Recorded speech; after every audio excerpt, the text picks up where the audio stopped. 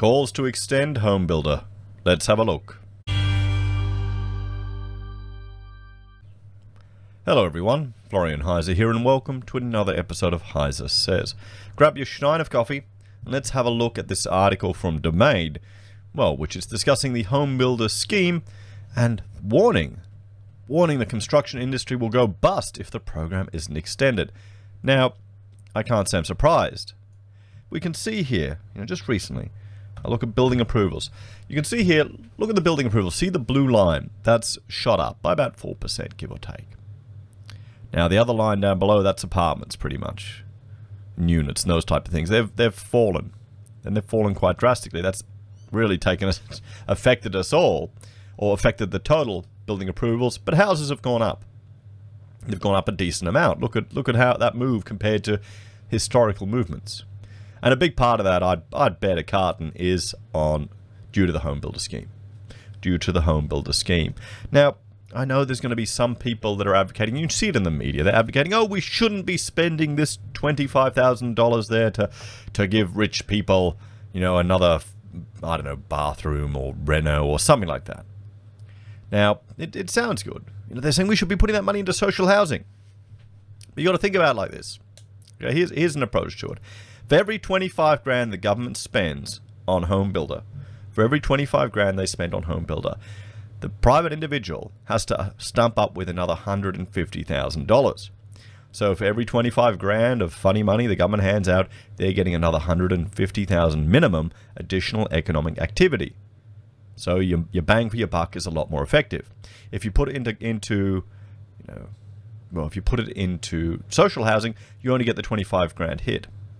Plus, you're not getting all the benefits of someone being, let's just say, it's someone like me. A personal individual spending their own money is going to be a little bit more tight with it and sensible with it than a government employee putting in a housing scheme. So from that regards, it's smarter to do if their objective is putting aside the fact of the government just handing out money. That's another topic. The two strategies of handing out money strategically to people to get more economic activity, or to just target it at social housing. I prefer that they do this. I know it doesn't sound nice and all airy-fairy, but it makes sense. Because the goal is to keep people out of social housing. You want to keep the economy going so they don't need to be dependent on the state living in those. You don't want to live in social housing. That shouldn't be the goal. We need to go back to Australia where owning a home was actually an affordable dream for most people. That's...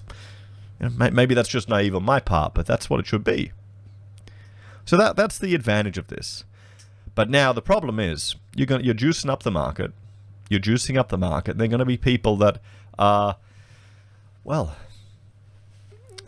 are going to be dependent on it. The market's going to become dependent on this.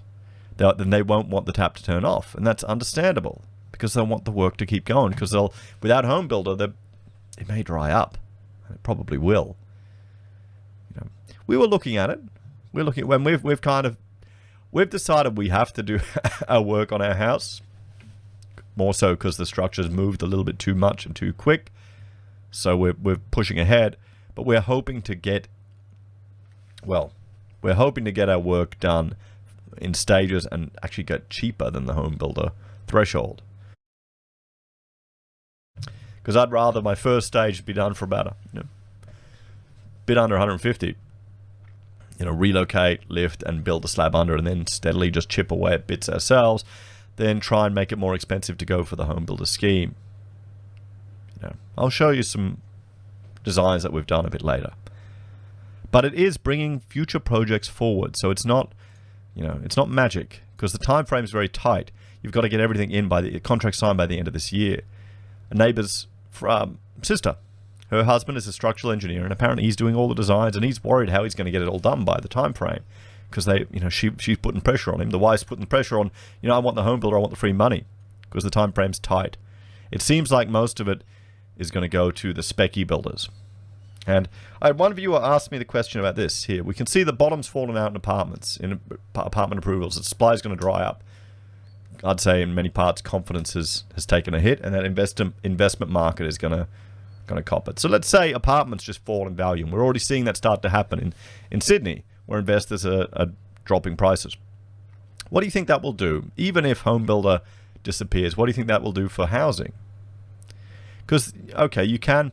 The skills you need to work on a commercial or a multi-res compared to a house, they're different. Sure, you can move from one to the other, but some builders are at a big scale, and we'll look at one who's not happy with their year, even though they've made profits.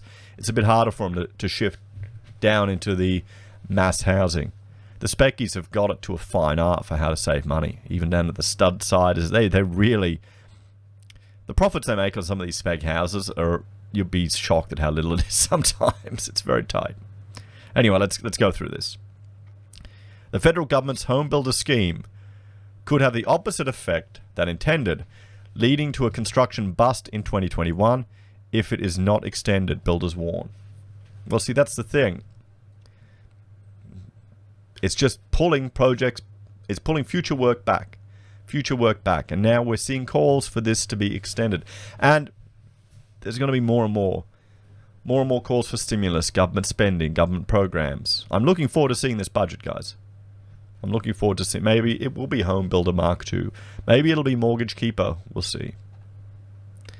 The $688 million scheme was announced in June in a bid to boost the economy and act as a lifeline to the home building industry during the COVID-19 related recession.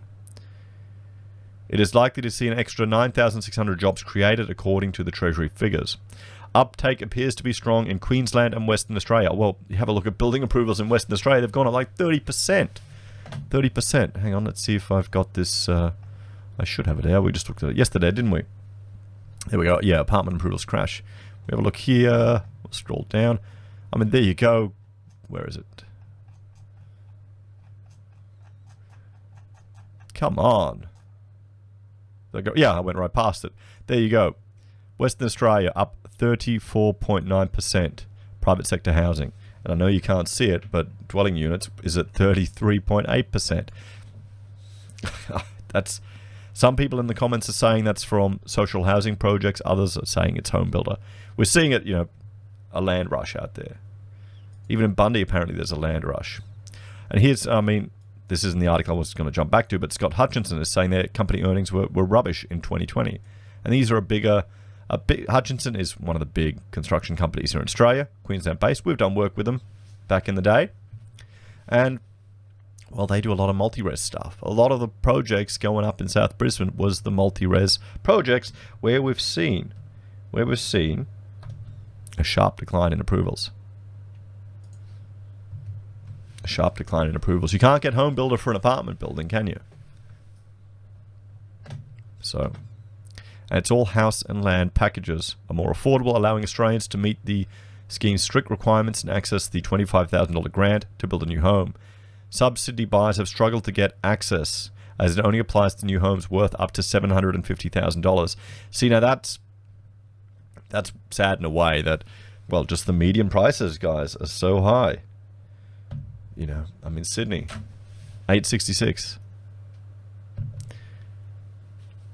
But the scheme has a looming December 31 end date everywhere except Victoria, forcing some builders to turn potential customers away to meet their obligations with current customers who have signed contracts. Well, that's fine. Then those people should come back next year, unless they'll just accept only doing it because of this 25 grand. That'll give them more time to save. And then maybe the builders will be a little bit more hungrier next year and give you a sharper price. Victorians have a 3-month extension given the strict stage 4 lockdowns they're experiencing. Isaac Matheson, General Manager of Sales and Marketing at Queensland-based building company Hallmark Homes, said the group had made a year's worth of sales in 4 months and was buckling under the demand. There you go. There you go. They're overheating the market, guys. They're overheating the market. It's going to drive up costs. It's going to drive up costs, everyone. As soon as the announcement hit, our monthly volume tripled, he said. We're in a recession and turning away business. Not because we don't have the capacity, but because we can't meet the criteria set by the federal government. An applicant would miss out on the $25,000 grant if construction did not begin within 3 months of signing a building contract, according to the scheme's guidelines. He said an initial soil test, which could take 48 to 72 hours, was now taking up to 3 weeks. Wow. That's, to get a soil test, damn, 3 weeks. Well, there you go. We've made the conscious decision to not take any more deals. We've got to start construction 3 months from signing of the contract, he said. If they extend it to a 6-month timeline, we could effectively double that amount. Wow. Well, I'm glad I had all my soil tests done ages ago. John Stoddard, Managing Director of residential construction supply company Stoddard Group, warned there could be a construction bust after a huge ramp-up. And that's what happens when the government intervenes, guys. This is the thing. They create bubbles, they create surges, they create demands, and then boom, it all disappears. People are aware of that, though, but they just... they can't turn it down, can you? Every boom has a bust, doesn't it? Let's try and minimize that impact, he said. A large volume of homes have been sold. We're bringing a lot of construction forward in a short period. That's it. They're going to have a fantastic time for the next 6 months, but then that dies out. It would be better if it lasted for 12 or 18 months. The industry is big enough to deal with the boom, but it's what happens after that's the worry. And he's right. He's right. I mean, here's the thing. If you're in the game, guys, and you're making coin right now in housing, I wouldn't be going out and splurging. I'd be stashing it away and saving for, harvest now while you can. Bring the harvest in and then stash it for winter. Everyone's flat out working 6 days a week. If we could slow the process down and get a more even flow, then that's a better outcome. Metricon Chief Executive Mario Bazin said the building companies saw some of the biggest uptake of the scheme in regional Victoria and South Australia, but it was only beginning construction due to the pandemic-related restrictions and issues with how the grant was administered. He warned of delays from lenders who cannot count the grant as part of a buyer's deposit in some states. Hopeful home buyers have faced other hurdles, with the portal in most states only opening months after the June announcement. With COVID-19 restrictions we have in place in Melbourne, it's probably added about 20 to 30% of the time required in order to build a home. That's why we're desperate for those restrictions to be eased, he says. It could add over a month's extra construction time depending on whether it's a single or double-story home. So it doesn't matter. I mean, okay, that's an issue, but this is what happens, guys. Let's just hope it doesn't hit the quality. Let's just hope it doesn't hit the quality of these homes. That's the biggest risk. Whenever you overheat a market, people will cut corners. Now, fortunately for a house like this, cutting corners in a speccey is not as bad. Well, it's really bad if you cut structural corners, but, missing a few things here or there can be rectified a lot easier than, significant structural issues on a high-rise. The complexity of these things isn't at the same level. Worst case, oh no, they stuffed up all your waterproofing, you got to tear the bathroom, put it in, 10, 20 grand, you're done. Not abandon the whole house. Minister of Housing and Assistant Treasurer Michael Sukkar said the home builder eligibility parameters were set to spark construction activity in the second half of 2020 to protect tradies' jobs. HomeBuilder is protecting the jobs of Australia's tradies and is providing the support the construction industry needs, as it was designed to do. As we get to the other side of the pandemic, he said in a statement to Domain. Okay, so it's doing what they intended. They just wanted to spur activity right now in this part of the year. But, I mean, it's going to fall off a cliff at one point, guys. It just can't keep going. Or are we going to see more calls for stimulus? It's going to become a political thing. It's going to become a political thing. There's just going to be more calls, more people wanting a slice of the pie. But you got to remember, where's the government money come from, guys? We're paying ourselves now for future generations to bear the burden one way or another. One way or another. If you're an MMT advocate and just believe that there's no worry with it, we're still going to have to get the taxes siphoned out of us later to reduce inflation. But we'll have to see, everyone. We'll have to see. Are you in the building game? Are you doing a project now? How's it going? We'll have to see. What's the pipeline like looking in the months ahead? Is your Christmas is work stacked up? Again, this could also be the two-speed economy, guys. Anyway, thanks for watching. Like, share, and subscribe to the channel. Let me know your thoughts and opinions in the comments down below. If you're a fan and want to support the content I create here, there are a few ways you can. You can simply join the channel on YouTube or Patreon. You can support us using any of our affiliate links you find below, buy our merch from HeiseSays or Teespring, use Gold Pass from the Perth Mint, or support us via PayPal. Take care, have a great day. I'll see you in the next episode.